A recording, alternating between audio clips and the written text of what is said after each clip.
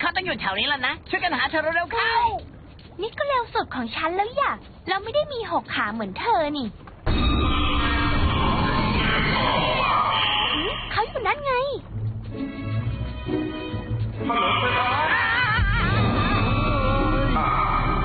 ขอโทษทีนะแต่ว่านายกโยคะเป็นคนเสียงเบามากปีนี้ฉันเลยกะจะเร่งเสียงให้ทุกคนได้ยินที่เขาพูดเราถึงมานี่ไงฮะเราไปพบนายกโยคะมาแล้วก็ได้ขึ้นลิฟต์หอยด้วยนะครับเจ้าใหญ่ประชาสัมพันธ์ขี้บ่นและมีเรือใหญ่กำลังจะมาเหยียบพวกเราเดี๋ยวเมื่อกี้เธอว่าไงนะยายปลาประชาสัมพันธ์นั้นแต่ว่าตากรอบกระด้วยไม่เรื่องเรือต่างหากโยคะสอนให้เรารู้จักฟังด้วยหัวใจแล้วคิดตามเราได้ยินเสียงตัวเพียงเป็นร้อยตัวที่อยู่ใต้ท้องเรือนั้นร้องขอความช่วยเหลือนะฮะ